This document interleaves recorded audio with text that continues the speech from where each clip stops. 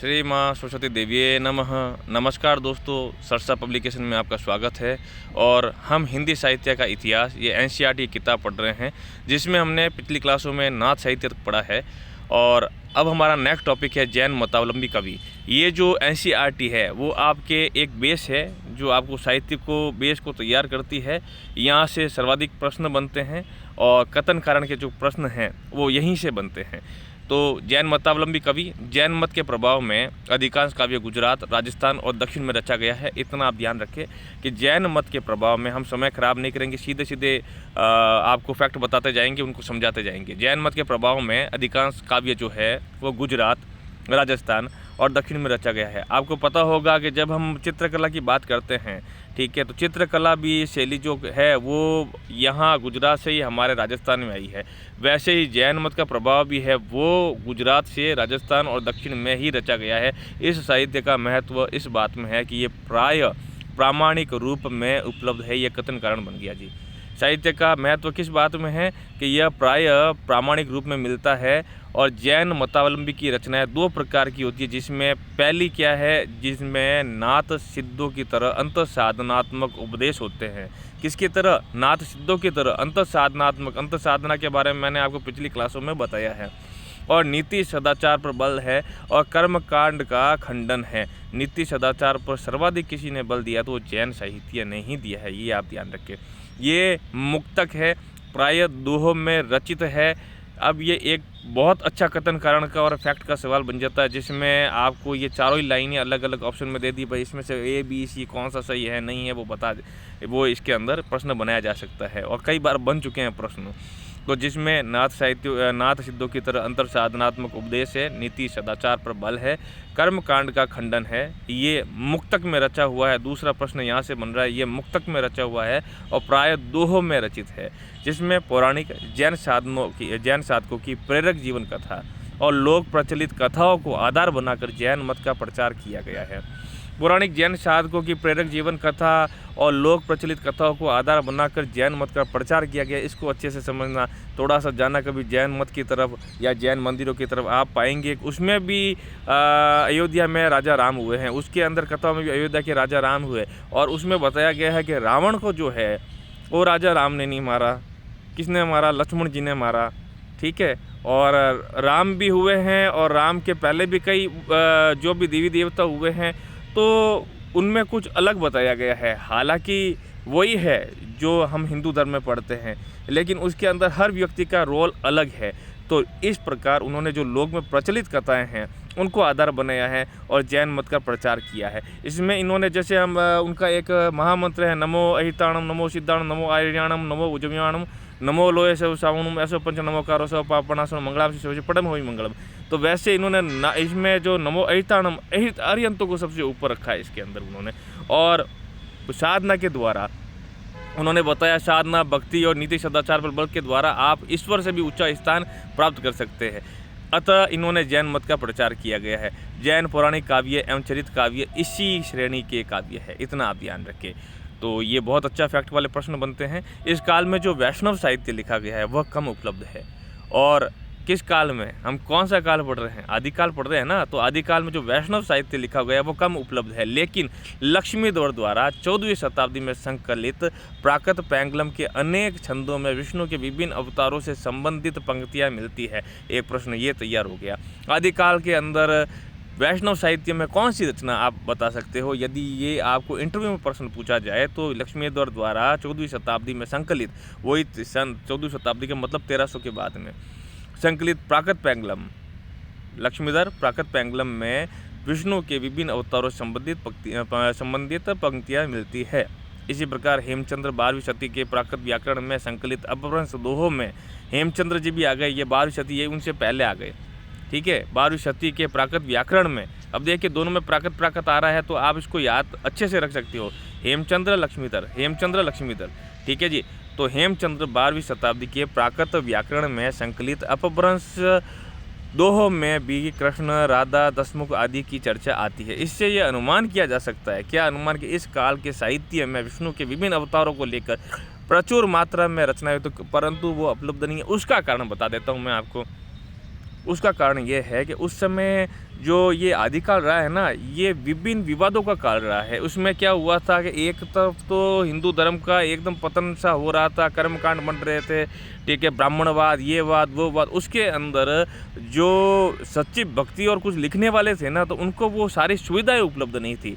अब जो भी इन्होंने लिखा है ना, तो वो धर्म से विमुख होके या धर्म से थोड़ा सा धर्म को बचाने के लिए कई गुफाओं में, कंदराओं में या जंगलों में जाके लिखी। आज ही हम देखते हैं कि जो ये वैष्णव भक्ति होती है, लगभग जैसे वृंदावन भी है, तो बहुत अंदर आप जाओगे तो पता चलेगा कुछ संत वगैरह बैठे हैं, कुछ नर्मदा किनारे बैठे हैं, कुछ वृंदावन जमुना किनारे बैठे हैं, और वो वहीं पर अपनी साधना वगैरह कर रहे हैं। तो वो नाम जप द्वारा या कुछ लिखने के द्वारा जो उन करते हैं, ज़रूरी नहीं है कि वो किसी के हाथ में पड़े। इसलिए वो प्रचुर मात्रा में रचनाएं तो उनकी हुई थी, परंतु वो उपलब्ध नहीं हो पाई। ठीक है जी, हमारा काम है कि आपको थोड़ा सा इसके फैक्ट के बारे में अगर बताया जाए तो आप इस चीज़ को बहुत अच्छे से याद रख पाओगे। तो हमने वैष्णव साहित्य के बारे में पढ़ा है, एक तो पढ़ा है हेमचंद्र द्वारा और एक पढ़ा है लक्ष्मीधर जी द्वारा। हेमचंद्र जी 12वीं शताब्दी प्राकृत व्याकरण, ठीक है जी, प्राकृत व्याकरण, ठीक है ना। 12वीं सदी में तो व्याकरण आई, व्याकरण के बाद में पेंगलम आई, ठीक है, 14वीं सदी में। इतना आप ध्यान रखना, 14वीं में पेंगलम। अब देखिए, आदिकाल का वीर गाथात्मक काव्य, ये हुई ना बात। अब आएगा पढ़ने में मजा, क्योंकि मैन तो हमने पढ़ा था जैसे प्रधान प्रवृत्ति, शुक्ल जी ने प्रधान प्रवृत्ति को आधार बना के उसका नामकरण किया, इसी आधार पर आदिकाल का नाम वीर गाथात्मक काल रखा गया। तो अब हम इसकी प्रधान साहित्यिक प्रवृत्ति पढ़ते हैं, और प्रवृत्ति पढ़ते पढ़ते हमें पता चलेगा कि भाई ये कौन सी रचनाएं हैं, क्या रचनाएं हैं, उसको कैसे याद रखना है, कैसे प्रश्न बन सकते हैं, ठीक है। तो शुक्ल जी ने आदिकाल को वीर गाथा काल कहा, ठीक है जी, हमने पढ़ा है पहले भी। और इस काल की प्रधान साहित्यिक प्रवृत्ति की पहचान, प्रधान जो साहित्यिक प्रवृत्ति है कि सबसे ज़्यादा किस साहित्यिक प्रवृत्ति में लिखा गया युद्ध वगैरह का वर्णन, तो 12 ग्रंथों के आधार पर की है, जिसमें देश भाषा काव्य भी है, आया था। और जिसमें कौन से काव्य है आप बताइए, याद कीजिए इसको। 2 प्रकार की रचना है ना, साहित्यिक देश भाषा। तो इस प्रकार है विजयपाल रासो, हमीर रासो, कीर्ति लता, कीर्ति पताका। और इसके बाद ये 4 रचनाएं अलग हो जाएगी। इसके बाद खुमान रासो, बिशलदेव रासो, पृथ्वीराज रासो, जयचंद्र प्रकाश, जय मयंक, जय चंद्रिका, परमाल रासो, खुसरो की पहेली और विद्यापति की पदावली। ठीक है जी, वापिस करते हैं इसको 5-6 बार पढ़ेंगे तो थोड़ा सा क्या है ये याद रहेगा। विजयपाल रासो, हमीर रासो, कीर्ति लखरा, कीर्ति पताका, खुमान रासो, बिशलदेव रासो, पृथ्वीराज रासो, जयचंद्र प्रकाश, जय मयंक चंद्रिका, परमाल रासो, खुसरो की पहेलिया, विद्यापति की पदावली। अब खुसरो की जो पहेलिया है और जो बिशलदेव रासो है, तो ये दोनों जो रचनाएं हैं, जैसे पहेलिया, तो पहेलिया रासो काव्य के अंदर नहीं आती, ठीक है। इन्होंने लिया तो है, परंतु इतना इसमें रासों का वर्णन नहीं है, ये थोड़ा ध्यान रखना। ये प्रश्न बन चुका है एक बार नेट के अंदर, इसके बारे में आगे विस्तार से बात करेंगे, इनको सबको अलग अलग करेंगे। तो इसमें से विद्यापति की रचनाएं जो हैं 14वीं और 15वीं शताब्दी, अर्थात कीर्ति लता और कीर्ति पताका, पदावली और नरपति नाल द्वारा रचित बिशलदेव रासो प्रामाणिक रूप में उपलब्ध है। तो प्रामाणिक रूप में कौन कौन सी उपलब्ध है? कीर्ति लता, कीर्ति पताका और पदावली। कीर्ति लता, कीर्ति पताका और पदावली विद्यापति की रचनाएं हैं। नरपति नाल द्वारा रचित बिशलदेव रासो प्रामाणिक रूप में उपलब्ध है। कीर्ति पताका अभी तक संपादित होकर प्रकाशित नहीं हुई है। बिशलदेव रासो का पाठ यद्यपि माता प्रसाद गुप्त द्वारा संपादित प्रकाशित है। तो ध्यान रखना, माता प्रसाद गुप्त ने क्या संपादित प्रकाशित करवाया है? तो बिशलदेव रासो का पाठ, पर किंतु इनके रचना काल के विषय में बहुत मतभेद है। ठीक है जी, ये प्रश्न तैयार हो रहे हैं। तो विद्यापति की रचनाएं कौन कौन सी? कीर्ति लता, कीर्ति पताका और पदावली। नरपति नाल द्वारा रचित बिशलदेव रासो भी प्रामाणिक रूप में उपलब्ध है। ये 4 चीज़ें तो हमारी कंप्लीट हो गई। ठीक है जी। कीर्ति पताका अभी तक संपादित होकर प्रकाशित नहीं है, ये भी बात है। ठीक है जी। और बिशलदेव रासो का पाठ यद्यपि माता प्रसाद गुप्त द्वारा संपादित प्रकाशित है, किंतु इनके रचना काल के विषय में बहुत मतभेद है। कुछ लोग इसे 13वीं शताब्दी का मानते हैं और कुछ लोग इसे 16वीं 17वीं शताब्दी की, क्योंकि इनके अंदर क्या है, कुछ पन्ने प्रक्षिप्त किए गए आगे और पिछले वाले। तो उस हिसाब से जिसने जो लिखा, तो एक इसमें विवाद पैदा हो गया कि भाई क्या ये सही है, क्या ये गलत है।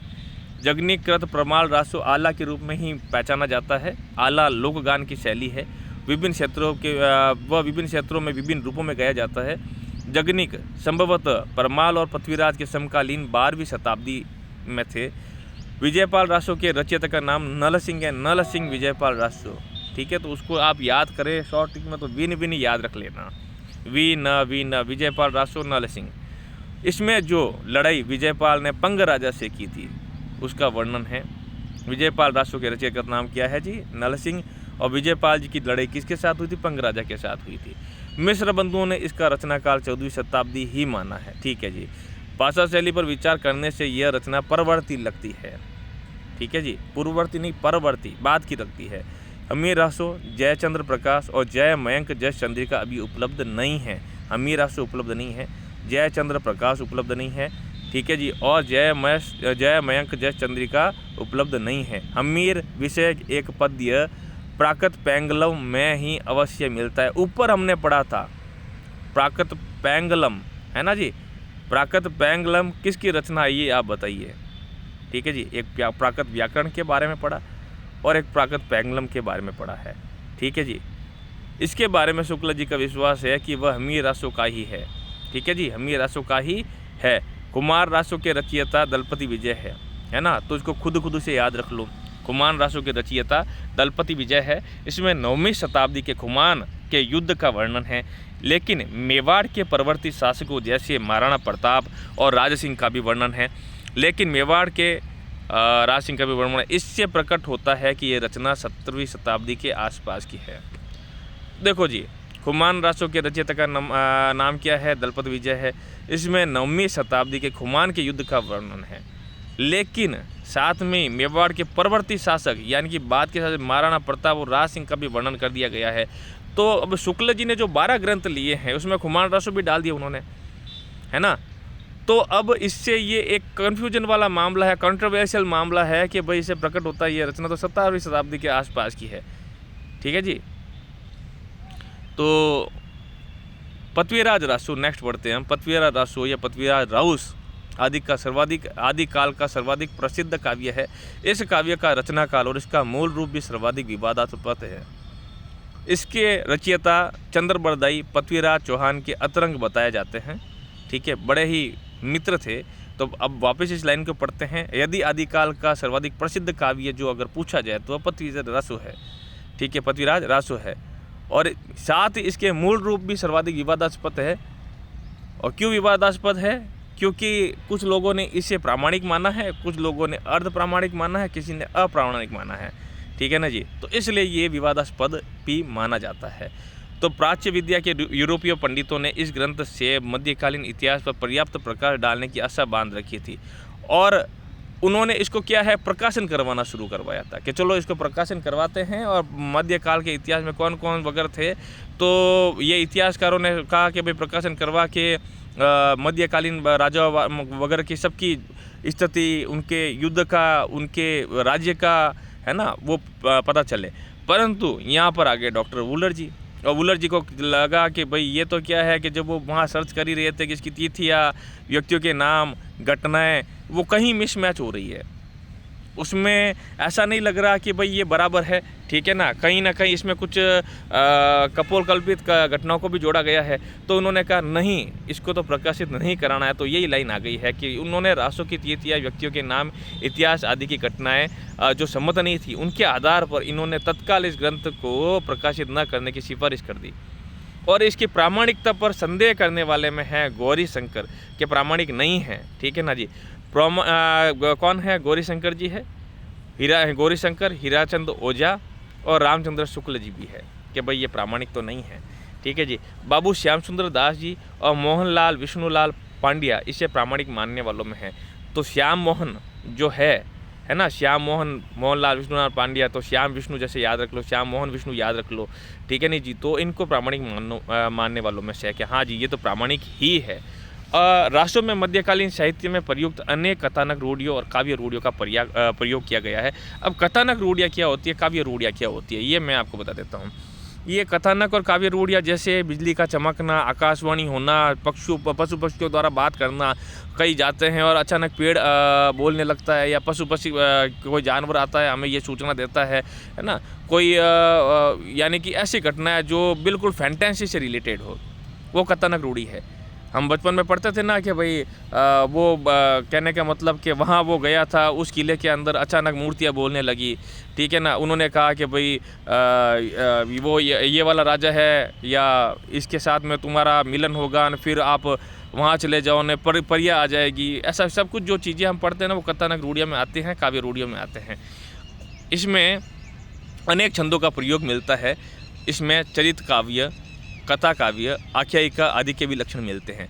रासों में पृथ्वीराज के विभिन्न युद्धों और विवाहों का वर्णन किया गया है। रासों में पृथ्वीराज के विभिन्न युद्ध और विवाह का वर्णन किया गया है। वीर और श्रृंगार रासों के प्रमुख रस है, वीर और श्रृंगार रासों इसके प्रमुख रस है। यद्यपि इसका प्रधान रस जो है वीर ही माना जाएगा, इसका प्रधान रस है जो वीर ही माना जाएगा। रासों में नायिका का नक्शिक वर्णन आता है, सेना के प्रयाण आते हैं, युद्ध षड ऋतुओं आदि का सुंदर वर्णन आता है, ठीक है जी। और चंद्रबरदाई ने अनेक मन स्थितियों का चित्र खींचने में सिद्ध है। यद्यपि वे विविध छंदों के प्रयोग में कुशल है, परंतु छप्पय उनका प्रिय छंद है। ये ध्यान रखना, ये प्रश्न अभी आया है।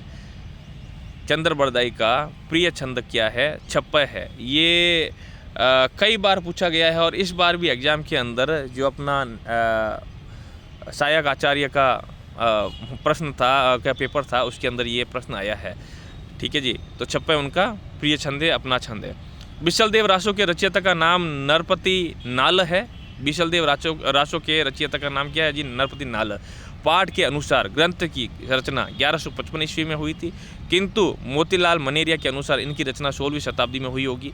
बिशलदेव रासों में शाकंभरी नरेश बिशलदेव और भोज परमार की पुत्री राजमती के विवाह, वियोग और पुनर्मिलन का वर्णन है। यह प्रधानतः श्रृंगारी काव्य है। बिशलदेव रासों में हिंदी काव्य में प्रयुक्त होने वाला 12 मासा वर्णन सबसे पहले मिलता है। कई बार पूछा गया प्रश्न है, तो इसीलिए मैं कहता हूँ एनसीईआरटी जो है आपका बेस तैयार करती है।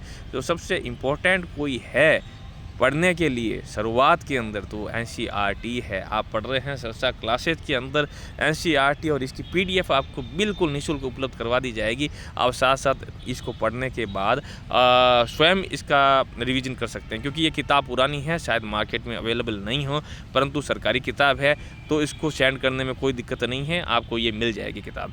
बिशलदेव रासों के रचयिता का नाम क्या है जी? नरपति नाल। और इनकी रचना जो है 1155 में हुई थी। बिशलदेव रासों के रचयिता का नाम नरपति नाल, रचना 1155। जितनी बार मैं रिपीट कर रहा हूँ समझ लीजिए, वो इतनी बार इम्पोर्टेंट है, और बार बार सुनने से कान में लगा दो डाउनलोड करके। बिल्कुल कम जो होती है इसमें 144 जो भी कहते हैं 144 270, ठीक है जी, वीडियो क्वालिटी, तो उसमें आप डाउनलोड कर लो, सुनने का मज़ा लो, ठीक है जी। बार बार सुनोगे तो वो याद हो जाएगी। हम एक्स्ट्रा बातें नहीं करेंगे जिससे आपको कोई दिक्कत हो। 1155 बिशलदेव रासो नरपति नाल, ये याद हुआ। और शाकंभरी नरेश बिशलदेव और भोज परमार की पुत्री राजमती के विवाह। बिशलदेव रासो की शादी कहाँ हुई?